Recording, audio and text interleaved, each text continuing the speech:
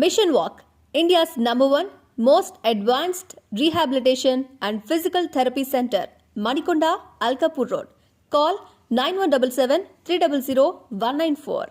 మా బ్రాంచెస్ హైదరాబాద్, ఢిల్లీ మరియు పూణేలో కలవు. తెలుగు రాజ్యం ప్రేక్షకులకి హృదయపూర్వక స్వాగతం. నేను మీ చిల్లగట్టు శ్రీకాంత్ కుమార్. ఇప్పుడు వైఎస్ఆర్సీపీ నాయకులు అని మనం అభివర్ణించవచ్చు విద్యావేత్త డాక్టర్ కె మునిరత్నం గారిని. నమస్కారం మునిరత్నం గారు. నమస్తే అండి. మనం గతంలో తెలుగు రాజ్యం స్టూడియోలో కలిసినప్పుడు వైకాపా వారి చూపు డాక్టర్ కె మునిరత్నం గారి వైపుని చెప్పిన మాటని నిజం చేస్తూ సాక్షాత్తు రాష్ట్ర ముఖ్యమంత్రి వర్యులు వైఎస్ జగన్మోహన్ రెడ్డి గారు మిమ్మల్ని సాదరంగా వైకాపాలోకి స్వాగతించారు. మీరు కూటమితో విభేదించి మీరు వైకాపాలో చేరి ఈవేళ అనంతపురం నియోజకవర్గంలో కావచ్చు, అట్లాగే ఉమ్మడి అనంతపురం జిల్లాలో కావచ్చు, మీరు వైకాపాకి ఒక ప్రత్యేకమైనటువంటి ఆకర్షణగా వెనుదన్నుగా నిలిచారు. ఎందుకు చేరారు? ఎందుకు చేరాల్సి వచ్చింది? కూటమితో ఎందుకు విభేదించాల్సి వచ్చింది? కూటమితో అంటే అండి, ఇది కాపుల మీద ఈ 2024లో టీడీపీ బిహేవియర్ కంప్లీట్లీ డిఫరెంట్గా అనిపించింది. సో 2019లో కూడా మేము ట్రై చేసాము. అప్పుడు టికెట్ ఎండింగ్ వరకు కూడా జరిగింది. So other qualifications other than caste other qualifications అయితేనేమి అన్నీ సాటిస్ఫై అయ్యారు. ప్లస్ ఈవెన్ క్యాస్ట్ ఈక్వేషన్స్ మీద కూడా ఇవ్వాలన్నారు, డెసిషన్ తీసుకున్నారు. అప్పుడు రాలేదు. ఇంతకుముందు కూడా చెప్పాను సార్. అంటే 24లో కూడా సేమ్ సిచ్యువేషన్, ఎండింగ్ వరకు కూడా ఇవ్వాలన్నారు. ఈవెన్ జిల్లాలో తీసుకుంటే అనంతపురం జిల్లాలో కమ్మాస్కి ఎక్కువ మందికి ఇచ్చారు. ఇక నెక్స్ట్ అనంతపురం ఇచ్చే ఛాన్స్ లేదు. 5 స్థానాలు ఇచ్చారు. క్వశ్చన్ లేదు. నెక్స్ట్ కంపల్సరీ వస్తుంది, అందులో మీ పేరు ఉందనేసి చెప్పడం జరిగింది. సో అల్టిమేట్గా అది మళ్ళీ వాళ్ళకి అలాట్ చేయడం జరిగింది. సో ఇవన్నీ ఎందుకు పోతున్నాయి అనేది ఇంకా మన పబ్లిక్ ఎవరిబడి నోస్ దట్. ఇంకా దానికి మళ్ళీ మనం రిపీటెడ్గా చెప్పాల్సినంత ఇది కూడా లేదు. సో దానివల్ల ఈ ప్యాటర్న్ ఆఫ్ ఏదైతే మీరు సెలెక్షన్ ఉందో అది దట్ ఇస్ నాట్ గుడ్. మీరు ఓన్లీ ప్రిఫరెన్స్ దేని మీద ఇస్తున్నారో అది దట్ ఇస్ నాట్ గుడ్. మీకు కావాలి. సో ఇట్లాంటి సిచ్యువేషన్లో కాపులకి కూడా మీరు ప్రిఫరెన్స్ కూడా ఏమి ఇవ్వలే ఈ ఎలక్షన్స్లో. వైఎస్ఆర్ పార్టీ కన్సిడరబుల్ సీట్స్ ఇచ్చింది. చెప్పాలంటే 30 సీట్స్ మీరు తీసుకుంటే లాస్ట్ టైం కూడా మేము డిస్కషన్లో అయింది. 30 సీట్స్ వైఎస్ఆర్ పార్టీ ఇచ్చింది, 5 ఎంపీ సీట్స్ ఇచ్చింది. ఇప్పుడు వీళ్ళు కూటమి అలయన్స్ మొత్తం కలిపితే కూడా 24 ఎమ్మెల్యే సీట్స్ ఇచ్చినారు, 3 ఎంపీ సీట్స్. సో ఎందుకు మీరు ఇచ్చినారంటే ఇప్పుడు ఈ అనంతపూర్ సీటుకి వచ్చే డిస్కషన్ అయినప్పుడు కూడా కూటమి మొత్తం కలిపి 24+3 ఈ డిస్కషన్ వచ్చినప్పుడు కూడా అనంతపురం జిల్లాలో కాపులు కొట్టి టీడీపీ ఇవ్వాలి కదా అన్నప్పుడు కూడా చంద్రబాబు నాయుడు గారు వాళ్ళు కూడా ఇవ్వలేదు కదా అనేది అన్నారనేది ఒకటి వచ్చింది. వాళ్ళు ఇవ్వలేదనేది దట్ ఈస్ డిఫరెంట్. వాళ్ళ ఇష్టం అది. వాళ్ళది యాక్చువల్గా మనం కాపులు కొంచెం టీడీపీకే ఉన్నారనేది ఒక వ్యూ ఉంది కాబట్టి కంపల్సరీ ఇవ్వాలి కంపల్సరీ అనేది ఇక్కడ ఉంది. వాళ్ళు కాపులు ఇది లేరు అని అంటున్నారు. అదే విడిమన్ అలయన్స్లో కూడా టీడీపీ కాపులతో ఉండాలి అది అని ఇమేజ్ క్రియేట్ చేసుకోవాలనుకుంటున్నారు మీరు.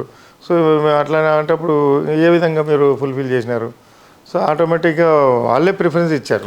కాబట్టి ఎక్కడైతే మనకి కాపులకి ప్రిఫరెన్స్ ఉందో, ఎక్కడైతే మాకు కూడా రెస్పెక్ట్ ఉంటుందో అక్కడ generally we will prefer that. Even moreover మేము లాస్ట్ టైం April 2 కలిసినాం జగన్ గారిని. ఎక్కడ కదిరి దగ్గర కలిసాము తనకల్లులో.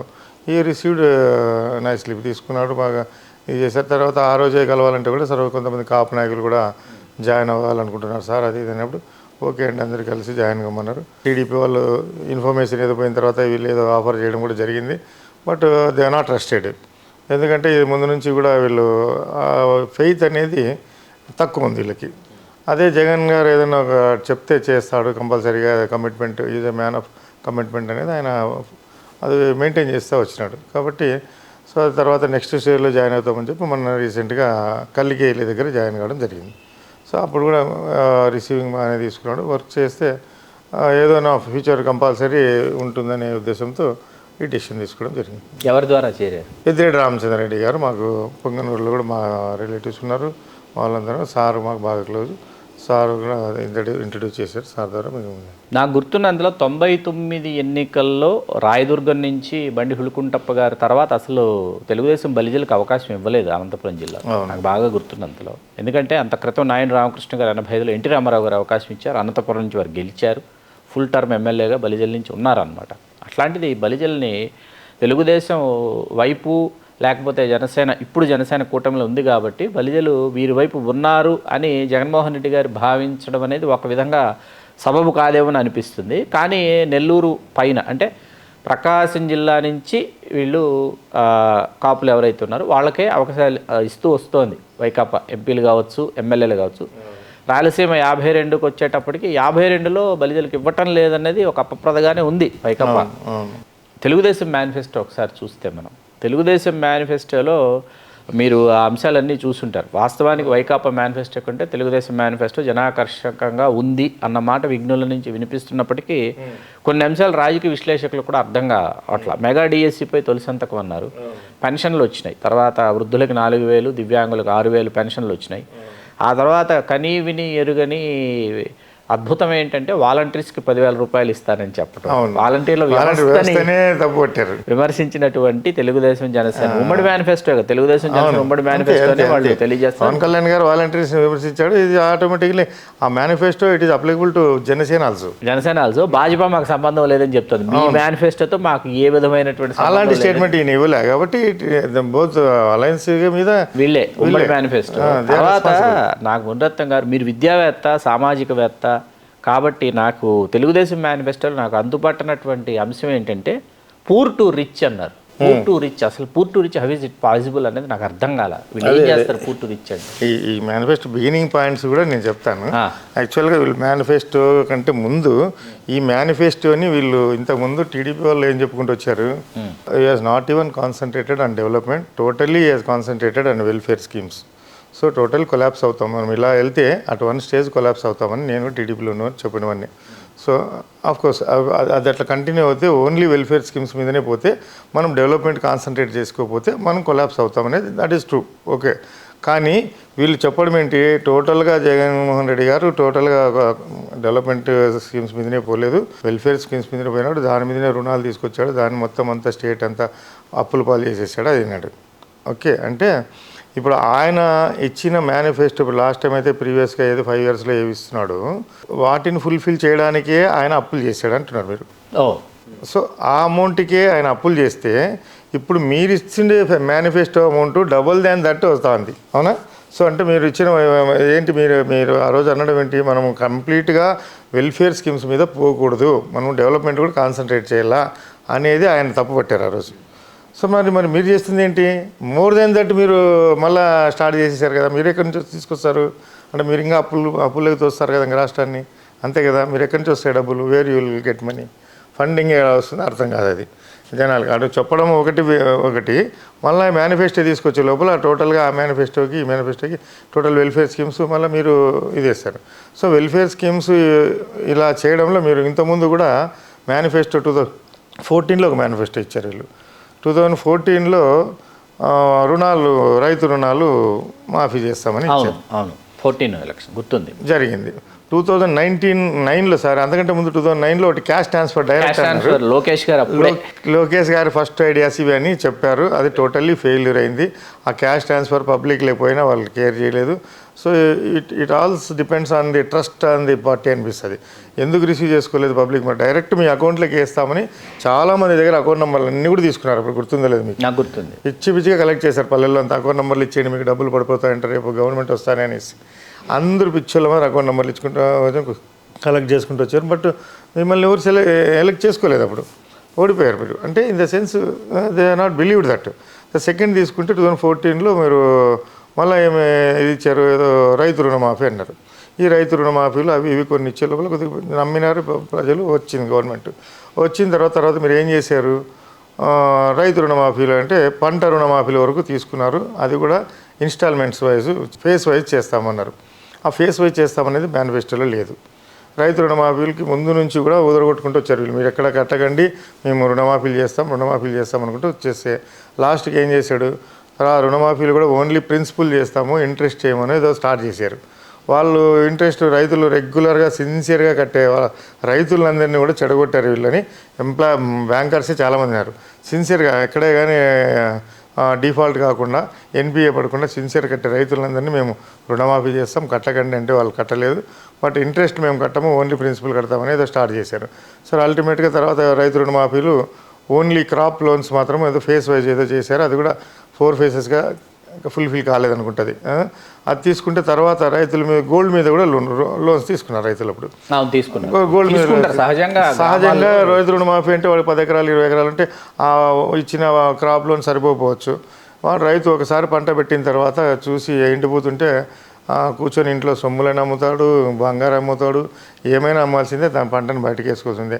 ఆ పంటకు వచ్చిన తర్వాత మనం ఇన్వెస్ట్మెంట్ ఎంత, ఆ పంట తర్వాత ఎంత, అది మనకు పెద్దగా బెనిఫిట్ లేదని తెలిసినా కూడా ప్రిస్టేజ్ కోసమైనా పక్కన పంటలన్నీ బాగున్నాయి, మనకు లేదైనా కూడా వాడు అప్పులు చేస్తాడు, పెడతాడు, తీసుకొని రావాల్సింది. బయటకు వచ్చిన తర్వాత చేసిన అప్పులు ఎంత, వచ్చిన ఆదాయం ఎంత, అవి తీసుకుంటే అది గాడ్ నోస్ అంతవరకు పోతుంది. తీసుకున్నారు, చేశారు.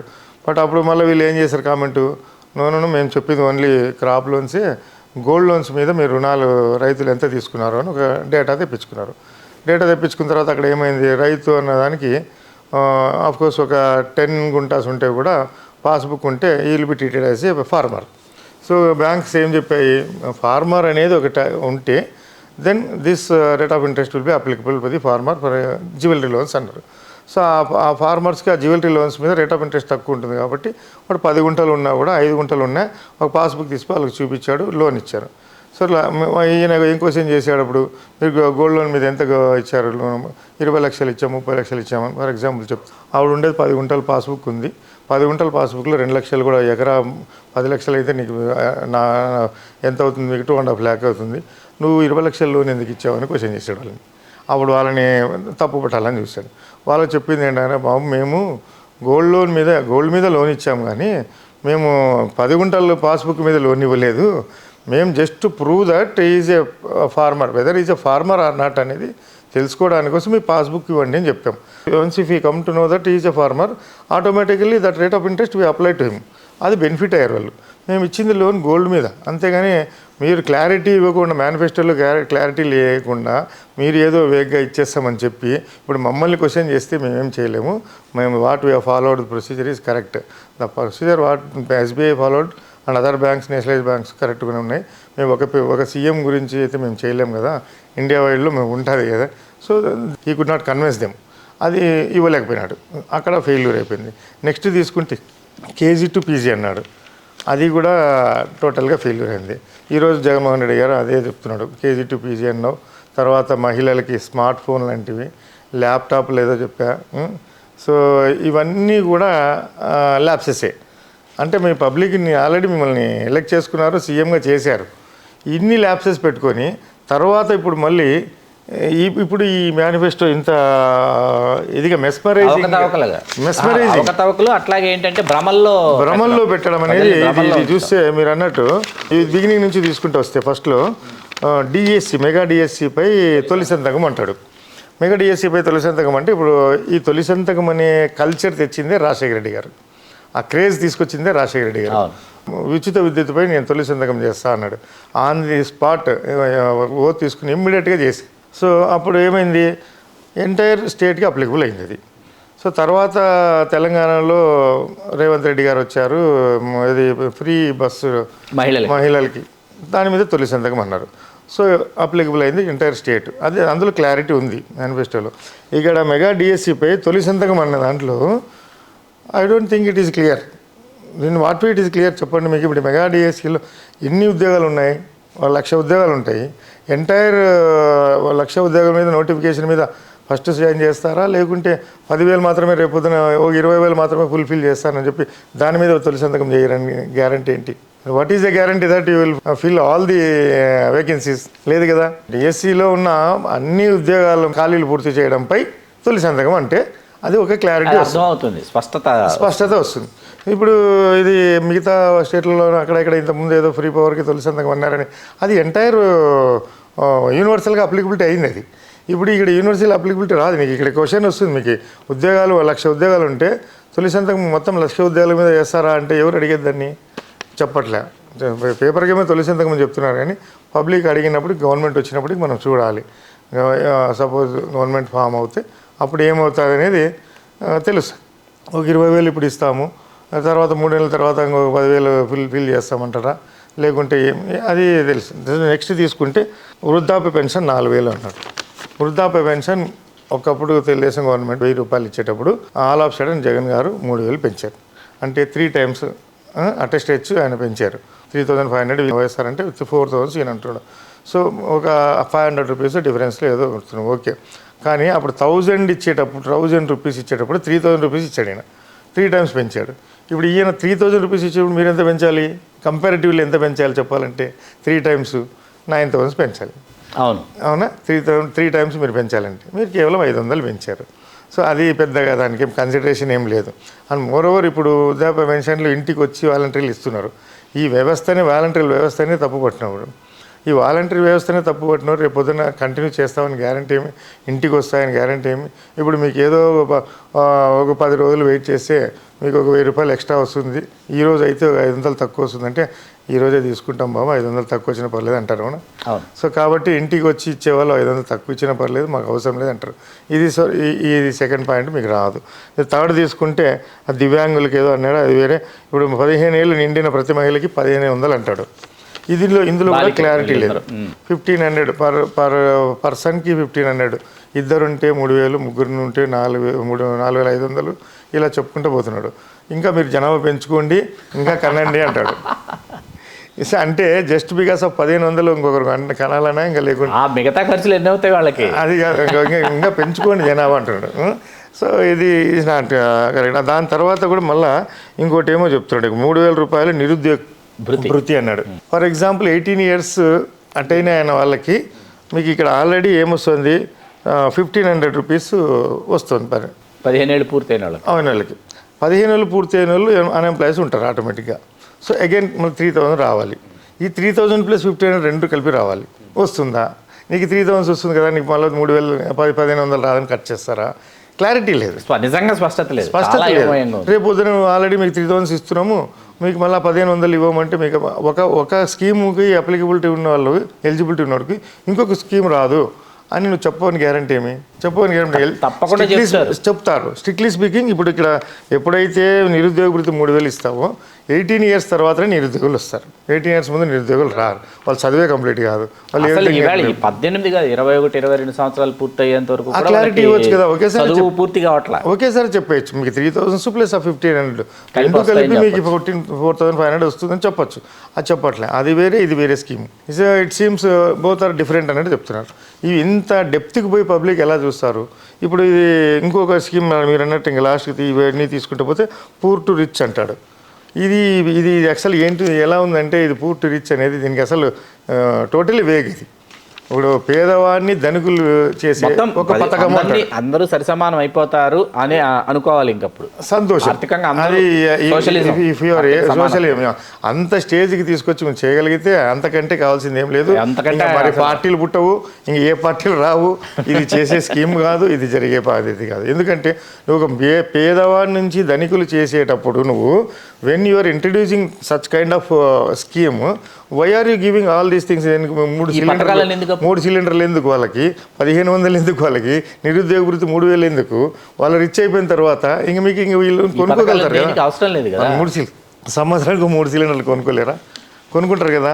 ఖచ్చితంగా ఇవి ఎట్లుందంటే ఈ పూర్ టు రిచ్ అనే పథకం నాకు గమనిస్తే మనము వీటిని బస్ స్టాండ్ల దగ్గర, ఆ రోడ్ల సర్కిల్స్ దగ్గర ఇక్కడంతా చూస్తుంటాం. మనం ఏం చూస్తుంటాము, రండి బాబు రండి, ₹2 కేవలం ₹2కే కోటీశ్వర్లు అయిపోతారు మీరు అనేది ఒక స్కీమ్ ఉంటాయి. ఏముంటాయి అవి? లాటరీలు ఉంటాయి. అవునా కదా? సో లాటరీ ₹2 లాటరీ టికెట్ తీసుకుంటే నీకు కోటీశ్వరుడు అయిపోతానని అంటే ఇవన్నీ నమ్ముతున్నారు. మరి ప్రజలు ఎందుకు తీసుకోవట్లేదు? అది 22 రూపీస్ పెట్టి తీసుకోవచ్చు కదా. ఆ లాటరీ తీసుకుంటే కోటీశ్వరులు అయిపోతారు కదా. ఎందుకు తీసుకోవట్లేదు అంటే ఇట్ ఈస్ నాట్ పాసిబుల్. ఇవన్నీ బోగస్ అనేది పబ్లిక్కి తెలిసిపోతుంది. నువ్వు అన్నెసెసరీగా పూర్ టు రిచ్ అని ఒకటి పెట్టేసి పబ్లిక్ని పేదవాడిని ధనికుని చేస్తాను అని అంటే పబ్లిక్ నమ్ముతారా? ఇవన్నీ చేసినప్పుడు మరి అదొక స్కీమే ఇంప్లిమెంట్ చేస్తే చాలు కదా.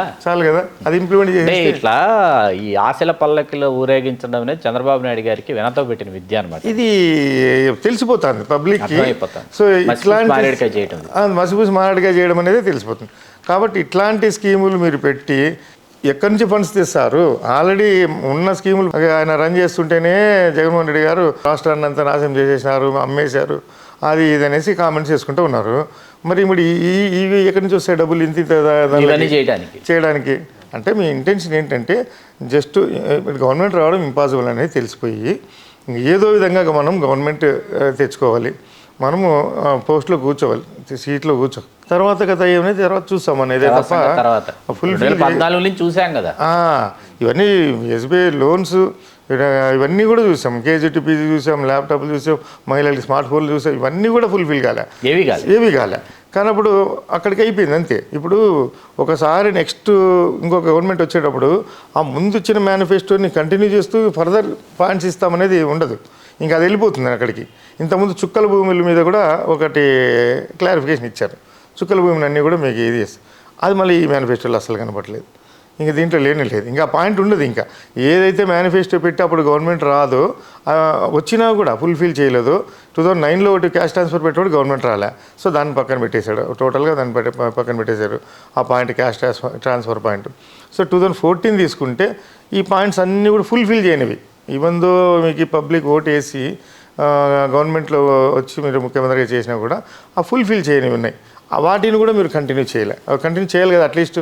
అప్పుడెప్పుడు ఫుల్ఫిల్ చేయాలి, నెక్స్ట్ మధ్యలో గవర్నమెంట్ పోయింది, తర్వాత మీరు ఎన్నుకుంటే మీరు ఆ ముందు చేయాల్సినవి కొన్ని ఉన్నాయి, వాటిని చేయాలి, అవే చేయలే. సో దాన్ని పక్కన పెట్టేస్తారు, అంటే ఇంకా దాన్ని మర్చిపోయినారు పబ్లిక్ అనేది ఒక ఇట్లు. ఇంకా దాన్ని లోన్ ఏదో కట్టేసుకుంటారు, వాళ్ళు ఏదో బయట తీసుకొని కట్టేసుకుంటారు, అయిపోయింది. ఇంకా దాని గురించి మనం కదపకూడదు దాన్ని నెక్స్ట్ పాయింట్ మళ్ళీ ఇవి స్టార్ట్ చేస్తాం. సో ఈ విధంగా మేనిఫెస్టోలు నమ్మబెట్టడమే, వచ్చిన మేనిఫెస్టోని అంత కామెంట్ చేసుకుంటూ అసలు రాష్ట్రానికి బడ్జెట్ లేదు, డెవలప్మెంట్ లేదు ఇది అన్నోడివి. మరి ఇప్పుడు ఇది ఇవన్నీ ఎక్కడి నుంచి వస్తాయి? But at the same time apart from all these things then where you procure for the development? ఇంకేం డెవలప్మెంట్ చేస్తారు? ఎక్కడి నుంచి తెస్తారు డబ్బులు? అప్పులే కదా, అదే అప్పులే కదా ఆయన కూడా చేస్తాడు, ఇంకంతే కదా. ఈ పాపభారాలన్నీ అన్నింటికీ కూడా మూలకారకుడు, ముఖ్య కారకుడు చంద్రబాబు నాయుడు గారు, అంతే కదా. ఇప్పుడు మీరు పబ్లిక్ క్లియర్గా తెలిసిపోతుంది ఎక్కడి నుంచి where you will procure money. So అది ఆటోమేటిక్గా పబ్లిక్కి తెలిసిపోతుంది. ఈ స్కీములన్నీ కూడా ఇంప్లిమెంటేషన్కి వచ్చే స్కీములు అయితే కావు. కాబట్టి ప్రజలు ఎట్లున్నారంటే ఒక నమ్మకం పడిపోయింది వీళ్ళకి, జగన్మోహన్ రెడ్డి కొన్ని స్కీమ్స్ ఎక్సలెంట్గా ఇంటి వరకు వచ్చి రీచ్ అవుతున్నాయి. సో కొంచెం మనకి ఏదైనా కానీ పబ్లిక్కి ఒక స్టేజ్లో నమ్మకం ఉండి ఒక స్కీము ఏదో ఒకటి మంచి జరుగుతుంది అనుకుందాం. అంతకంటే బెటర్ వేగా ఇంకొకటి ఎవరు ఆఫర్ చేస్తే కూడా కొంతమంది ఏం చేస్తారు, మాకు అక్కర్లేదమ్మా, మాకైతే వీఆర్ సాటిస్ఫైడ్, మాకు వస్తుంది, దాన్ని నమ్ముకొని ఉన్నదాన్ని పోగొట్టుకోవడం ఎందుకు అని కూడా అనుకుంటారు. ఫర్ ఎగ్జాంపుల్ ఏదో పల్లెకి ఏదో పోతుంటాడు, వాడు 2 వీలర్లో పోతుంటాడు, వాడు ఎవడో వెనక కూడా వస్తాడు, ఎవడో అన్నోన్ పర్సన్ ఎవడో వస్తాడు, బెంచ్ కార్ వేసుకొని వస్తాడు, రండి బాబు కూర్చో, కార్లో ఎందుకు కూర్చుంటావు అంటే, అని నా వద్దు బాబు మా పనిలో మేము పోతాము, నీ పాటికి నువ్వు వెళ్ళిపోంటాడు. ఎందుకంటే ఈజ్ అన్ అన్నోన్ పర్సన్, ఈ కెనాట్ ట్రస్ట్ హిమ్. సో నీకు ట్రస్ట్ ఉన్న వాళ్ళ మీద ఏదైనా స్కీమ్ ఒక విధానం సక్సెస్ఫుల్గా ఇంప్లిమెంటేషన్ అయితే ఏదైతే జరుగుతుందో అది ఉండని, మళ్ళీ దీన్ని ఎందుకు మనం డిస్టర్బ్ చేసుకుని మళ్ళీ ఇంకో ఆశకు పోవడం ఎందుకు అనేది జనరల్గా అనుకుంటారు. అండ్ మోరోవర్ ల్యాప్సెస్ ఉన్నాయి వీళ్ళకి, ఇంతకుముందు గవర్నమెంట్స్లో కూడా ల్యాప్సెస్ ఉన్నాయి. కాబట్టి ఆటోమేటిక్గా ట్రస్ట్ పాయింట్ ఆఫ్ వ్యూకి తీసుకుంటే వైఎస్ఆర్ పార్టీకి ఎక్కువ మార్కులు ఉన్నాయి. సో కాబట్టి ఇట్లాంటివి చేసినా కూడా ప్రజలు అయితే ఏది నమ్మరు. కాబట్టి ఈ టికెట్స్లో అట్లే చేసుకుంటూ కూర్చున్నారు, ఏది ఒక సిస్టమేటిక్గా ఉండదన్నమాట. ఉన్నతం గారు నిన్నటికి నిన్న హిందూపురంలో జరిగినటువంటి జగన్మోహన్ రెడ్డి గారి సభ కని విని ఎరుగని విధంగా దద్దరిల్లిపోయే విధంగా జరిగింది. ఎవరు ఊహించల హిందూపురంలో ఆ స్థాయిలో ముఖ్యమంత్రి గారి సభ జరుగుతుందని. ఒక్కసారిగా రెట్టించినటువంటి ఆత్మవిశ్వాసంతో వైకాపా శ్రేణులందరూ కూడా జూలు విదిల్చిన సింహాల్లాగా మళ్ళీ ఇప్పుడు బరిలో వాళ్ళు తమ ప్రతాపాన్ని ప్రదర్శిస్తున్నారు, అధికారంలోకి వచ్చేస్తున్నామని చెప్పేసి వాళ్ళు అంటున్నారు. ఉమ్మడి అనంతపురం జిల్లాకు చెందినటువంటి నాయకుడిగా ఉమ్మడి అనంతపురం జిల్లాలో ఎన్ని స్థానాల్లో వైకాపా గెలవబోతోంది, ఏ విధంగా గెలవబోతోంది మీ విశ్లేషణ? మెజారిటీ అయితే నియర్లీ 10 వరకు అయినా కూడా గెలిచే అవకాశం 14లో ఉమ్మడి. ఎందుకంటే ఇంతకుముందు సిచ్యువేషన్ వేరు, డే బై డే గ్రాఫ్ వైఎస్ఆర్కి పెరిగిపోతుంది డే బై డే. ఇంతకుముందు మేము అంతా ఓ 10 స్థానాలు 12 అక్కడ ఇంతకుముందు వస్తే ఆ 12 ఎగ్జాక్ట్గా రివర్స్ అవుతాయి, టీడీపీకి వస్తాయి, తర్వాత 2 వస్తాయి వైఎస్ఆర్ అనుకున్న రోజుల నుంచి మళ్ళీ యాజ్ ఇట్ ఈస్గా మొత్తం ఉన్న స్థానాలన్నీ వచ్చే సిచ్యువేషన్ వరకు వచ్చేసినాయి. దానికి రీజన్ ఏంటంటే ఇవి ప్రాపర్ వేలో టికెట్స్ ఇవ్వకపోవడం కానీ, కూటమిలో అలయన్స్లో ప్రాపర్ అండర్స్టాండింగ్ లేకపోవడం కానీ, ప్రతిదీ తీసుకోండి. ఫర్ ఎగ్జాంపుల్ ఇప్పుడు అనంతపురం జిల్లా తీసుకుంటే అనంతపురది ఎంతవరకు వచ్చిందో మీకు తెలుసు, ఎండింగ్ వరకు లాగి మళ్ళీ తర్వాత వాళ్ళకి ఇవ్వడం జరిగింది. పైగా స్థానికేతరుడు ఎక్కడ నియోజకవర్గం తీసుకొచ్చారు. టీడీపీ ధర్మవరం తీసుకుంటే ధర్మవరంలో కూడా బీజేపీ ఆయన స్థానికేతరుడు, ఆయన ఎక్కడి నుంచి అది జరిగింది. సో ఇప్పుడు ఇలా ప్రతి కాన్స్టిట్యున్సీలోనూ ఒక డిస్టర్బెన్స్ ఉంది. సో అక్కడ ఉన్న వ్యక్తులకే సీట్లు ఇచ్చిన వ్యక్తులకే అపనమ్మకం ఏర్పడిపోయింది. ఎండింగ్ వరకు ఇలా లాగి ఇంతవరకు చేసుకుంటూ వస్తే ఎట్లని. కాబట్టి ఎండింగ్ వచ్చే లోపల వైసీపీ గ్రాఫ్ అనేది పెరిగిపోతుంది. ఈ విధంగా స్టేట్ వైడ్ ఇది నాకు ఒకటి చెప్పడం జరిగింది. అది ఎంతవరకు అంటే $1:5 యుఎస్లో వైసీపీ మీద పందేలు వేస్తున్నారంట. బెట్స్ వైసీపీ రాకపోతే నువ్వు $1 ఇస్తే నీకు $5 ఇస్తాం, 100% వైసీపీ వస్తుంది. కాబట్టి 1:5 డిబేట్లు చేస్తున్నారనేది తెలుస్తుంది. సో ఇవి బై డే గ్రాఫ్ పెరుగుతుందనే ఉద్దేశంతో ఇవి స్టార్ట్ అయినాయి అనేది ఒకటి ఇది. కాబట్టి ప్రజలకి ఏమవుతుందంటే ఈ మేనిఫెస్టో వచ్చేసింది, ఇంకా అయిపోయింది, ఇంకా సీట్లు అన్నీ అయిపోయినాయి, ఇంకేముంటుంది, ఇంకా మేనిఫెస్టోలో పాయింట్స్ కొన్ని చూసుకున్నారు. ఇవి అప్లికబిలిటీకి పెద్దగా నేరుగా లేవు. ఇవి ఇంప్లిమెంటేషన్కి వచ్చే స్కీమ్స్ అయితే కాదని తెలిసిపోయింది. ఉన్న స్కీమ్స్ని పోగొట్టుకోవడం ఎందుకు, మళ్ళీ వాలంటీర్స్ వేస్తాను, మళ్ళీ ఈయన వాలంటీర్ వ్యవస్థకు ఓటిమిడి, ఇంత వాలంటీర్ వ్యవస్థనే తప్పుబట్టి ఉండకూడదని మళ్ళీ 10,000 ఇస్తాను అంటే వీళ్ళకి ఒక క్యాలిక్యులేషన్ వేసుకున్నారు. వాలంటీర్స్ ఎంతమంది ఉన్నారు, వాళ్ళ ఓట్ బ్యాంక్ అంతా మనకు డ్యామేజ్ అవుతుందేమో, సరే ఇస్తామని చెప్పి మళ్ళీ పెట్టేసుకుంటే సరే తర్వాత సంగతి. ఓట్ బ్యాంక్ మనకి ఇప్పుడు ఎంతమంది డ్యామేజ్ అవుతున్నారు, ఇమీడియట్గా పవన్ కళ్యాణ్ గారు వాలంటీర్స్ వేస్తాను చెప్పేస్తే అందరూ వాళ్ళ కోర్లో కూడా మనం వాలంటీర్స్ మీద పోతే మనకు 2 లక్షల మంది ఉన్నారంటే సార్, వాళ్ళంతా డ్యామేజ్ అయిపోతుందని. అంటే ఎవ్రీథింగ్ మీరు విత్ రెస్పెక్ట్ టు ఓట్ బ్యాంకే చూసుకున్నారు. With respect to vote bank మనకు ప్రస్తుతానికి ఇది టచ్ చేస్తే మనం వాలంటీర్స్కి ఇది అవుతుంది. సో 10,000 ఇచ్చేసాం అంటే ఒక 5,000 ఇస్తే వీళ్ళు 10,000 ఇస్తే అంటే వాలంటీర్ వ్యవస్థను తెచ్చిండేదే జగన్మోహన్ రెడ్డి గారు. ఆయన 5,000 ఇచ్చినా దే ఆర్ సాటిస్ఫైడ్, వాళ్ళు చేశారు 5 years. అంటే ఫుల్ టైం జాబ్ ఏం కాదు కాబట్టి వాళ్ళు సర్వీస్ చేస్తున్న ఫీలింగ్ వాళ్ళకు ఉంది. ఆ విలేజ్లో ఉండే వాళ్ళే వాలంటీర్స్గా ఉంటున్నారు. సో కాబట్టి ఆ విలేజ్లో ఉండే వాళ్ళు వాళ్ళ దగ్గరికి వెళ్ళి చేస్తుంటే వాళ్ళకు ఒక టైప్ ఆఫ్ హ్యాపీనెస్ ఉంది. వాళ్ళకి ఇర్రెస్పెక్ట్ ఆఫ్ శాలరీ వాళ్ళకి ఒక టైప్ ఆఫ్ హ్యాపీనెస్ ఉంది, వాళ్ళకి ఇంటరాక్షన్ వస్తుంది, ఫ్యామిలీ టైప్ ఆఫ్ ఇంటరాక్షన్లో పెట్టుకున్నారు వీళ్ళందరూ. సో ఆ సాటిస్ఫాక్షన్ వాళ్ళు చేసుకుంటూ పోతున్నారు. వాళ్ళు ఎక్కడే కానీ ఈ 5 yearsలో మాకు 5,000 సరిపోలేదు అని ఎప్పుడు వాళ్ళు ఎక్కడ అడిగిన దాఖలాలు లేవు కదా. ఎందుకు వచ్చింది మీ మైండ్లో ఇది? కమిటెడ్గా చేశారు. ఎందుకు వచ్చింది మీ మైండ్లో అంటే మీరు వాలంటీర్ని తిట్టారు, మళ్ళీ మేమేమో డ్యామేజ్ అయిపోతామేమో కదా, మళ్ళీ ఇంకొకటి ఏదో చేస్తారు. సో ఇట్లా ప్రతిదీ రెక్టిఫై చేసుకుంటూ పోవడం. ఇప్పుడు నీకు వాలంటీర్స్ది వ్యవస్థని తెచ్చి పెట్టి ఒక పర్సన్ని ఆ పర్సన్ తీసుకొచ్చి ఆయనకి రేపు పొద్దున్న ఫుడ్ కానీ ఏదైనా కానీ ఎగ్జిస్టెన్స్ క్రియేట్ చేసిన వ్యక్తి ఒక 10,000 రూపాయలు నెలకి ఇస్తున్నా కూడా ఇంకొక వ్యక్తి వచ్చి నేను ఇంకో 20,000 ఇస్తా అంటే కూడా లేదు సార్, నేను ఎక్కడో ఉన్నప్పుడు నన్ను తీసుకొచ్చి పెట్టింది అని. సో ఉన్నది చాలు మాకు అని ఆ ఫెయిత్ అనేది వాళ్ళు జనరల్గా పెట్టుకుంటారు. ఇప్పుడు వాలంటీర్స్ అందరూ కూడా నువ్వేదో 10,000 ఇస్తా అంటే నేను ఇచ్చిపెట్టిపోయే వాళ్ళైతే నాకు తెలిసి 99% ఎవరు పోరు. ఎందుకు పోరు అంటే అప్పుడు వాళ్ళని ఆ స్టేజ్కి తీసుకొచ్చి పెట్టి ఆ రెస్పెక్టు ఇది ఆ సాటిస్ఫాక్షన్ వాళ్ళకంతా ఎంజాయ్ చేశారు. వాళ్ళు ఎంత ఇంటరాక్షన్ పబ్లిక్తో ఇంటరాక్షన్ అయితేనేమి, ఆ ఫ్యామిలీస్తో పోయి వాళ్ళకి సర్వీస్ చేయడము, ఇది ఎంత జస్ట్ బికాస్ ఆఫ్ వైఎస్ఆర్ పార్టీని అక్కడ వచ్చింది. ఇప్పుడు వాళ్ళకి నువ్వు కొంచెం ఎక్స్ట్రా ఇస్తానని చెప్పినంత మాత్రాన I don't think they will change their attitude mind.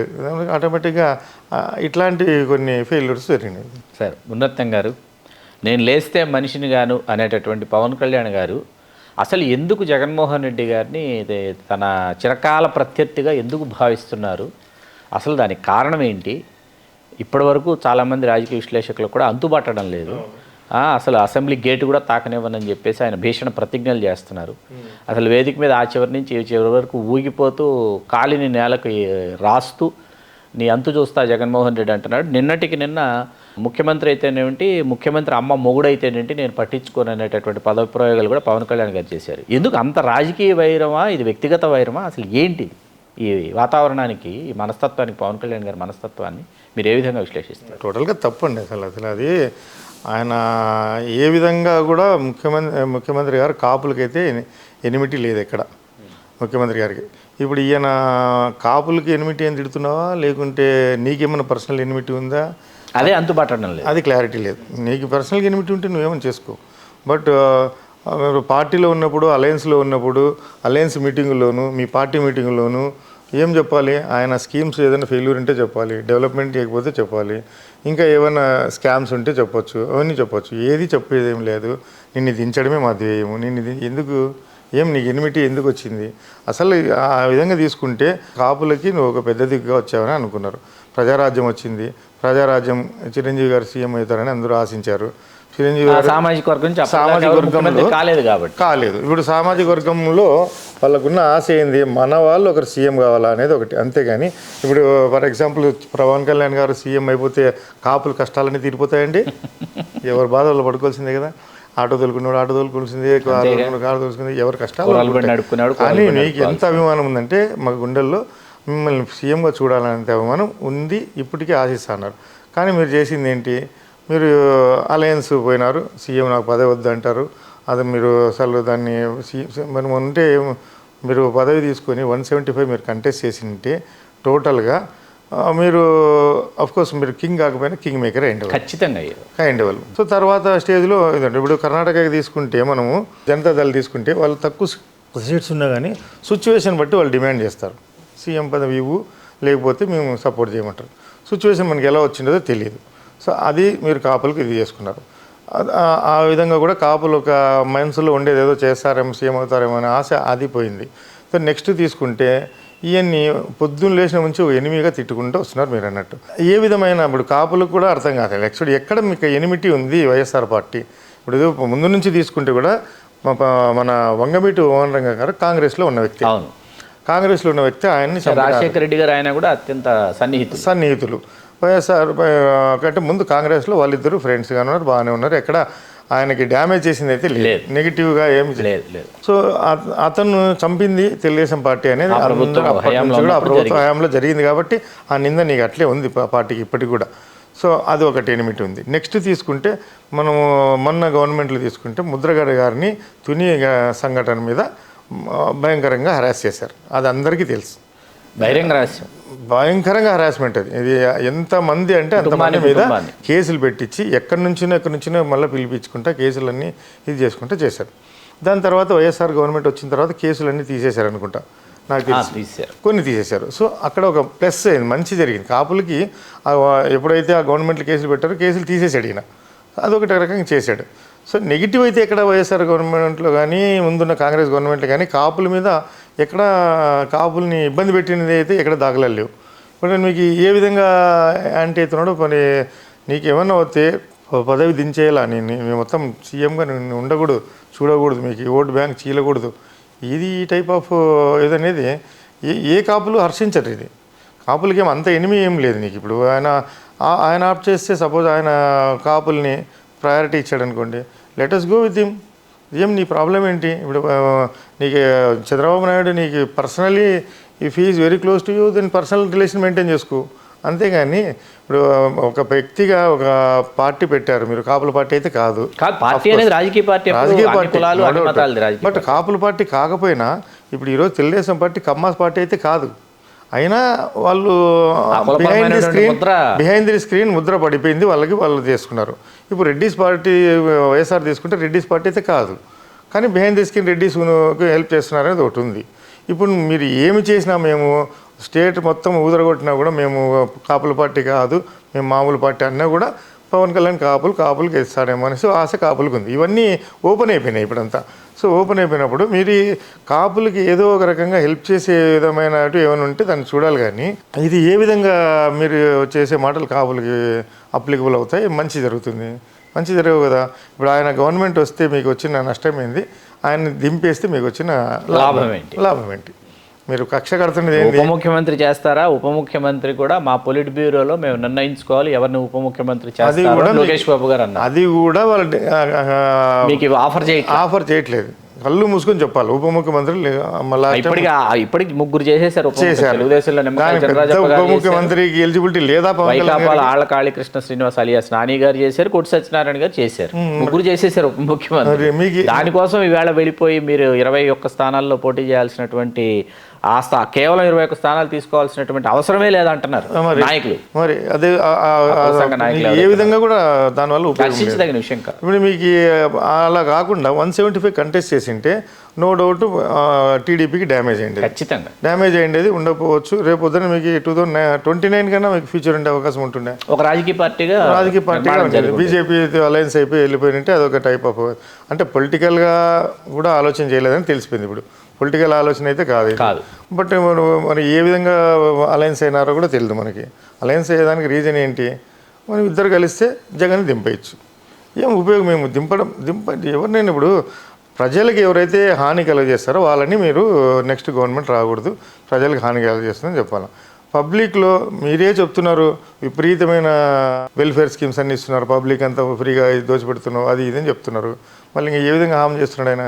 హామ్ అయితే చేయలేము. అంటే డెవలప్మెంట్ లేదంటున్నారు. మరి డెవలప్మెంట్ లేదన్నాడు మళ్ళీ మీరు వచ్చి అన్ని స్కీమ్స్ పెట్టి రేపొద్దున మీరు డెవలప్మెంట్ చేస్తారా? ఇంకా చేయలేరు.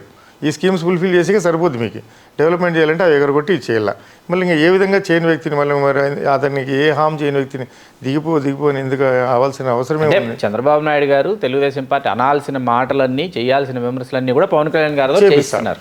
ఇదేంటంటే నాకు అనిపిస్తుంది, ఒక రఘురామరాజు గారు ఎగ్జాంపుల్ తీసుకుంటే ఫస్ట్ నుంచి కూడా ఆయన మీడియాలో కూర్చోబెట్టేసి తిట్టిపిచ్చి టోటల్గా ఒక అతనంటే ఒక బద్ధశత్రువుగా తీసుకుపోయారు. సో ఆ విధమైన ఒక ఇమేజ్ క్రియేట్ చేసుకుంటాడు ఈయన టోటల్గా. అవసరం లేదు కదా. ఇప్పుడు ఒక పొలిటికల్ పార్టీ పెట్టిన తర్వాత you are not enemy to other parties.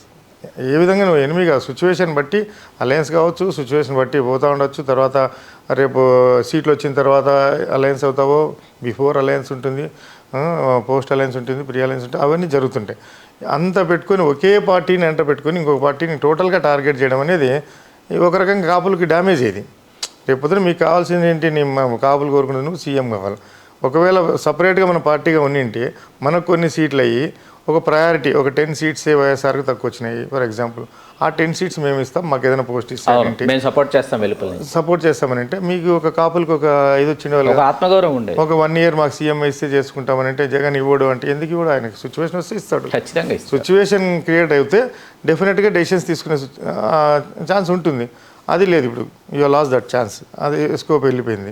ఇప్పుడు నీకున్న ఒకటే ఒక స్కోప్ ఏంటి? చంద్రబాబు నాయుడు కూడా ఇప్పుడు ఆయనకి ఎందుకు క్లియర్ అయిపోయింది? ఇప్పుడు క్లియర్ కట్గా ఇంకా 10 సార్లు తిట్టిపిస్తే ఇంకా అల్టిమేట్గా పవన్ కళ్యాణ్ అనే వ్యక్తి మన దగ్గరే పడి ఉంటాడు. ఇంకా అంతే, ఇంకా అక్కడ పోలేడు కదా. సో అది వాళ్ళకు ఒక రకంగా ఇది బెనిఫిట్ ఎవరికి? టీడీపీకి బెనిఫిట్ కదా అది. సో ఇదైతే తిట్టడం అనేది మంచి పద్ధతి కాదు. మీకు ఏ విధంగా యూస్ఫుల్ లేదు, నీకు అక్కడ మీనింగ్లెస్.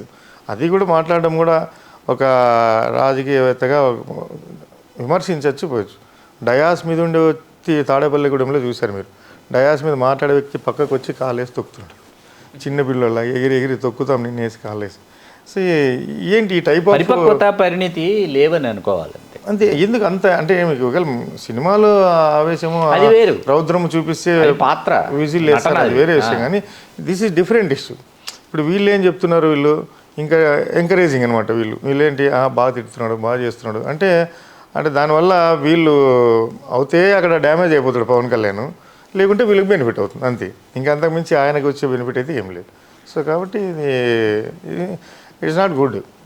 వైకాపా మేనిఫెస్టో ఎలా ఉందని మీరు అనుకుంటున్నారు? ఏ విధంగా వైకాపా తిరిగి అధికారంలోకి వస్తుందని మీరు ఆశిస్తున్నారు? అదే వైకాపా మేనిఫెస్టో ఆచరణ సాధ్యం. దానివల్ల దాన్ని చూసుకొని పెట్టాడు. ఈయన 4,000 పెట్టాడని ఆయన 4,000 పెట్టచ్చు, పెట్టకేం లేదు, ఇంకొక 500 పెంచలేకేం కాదు.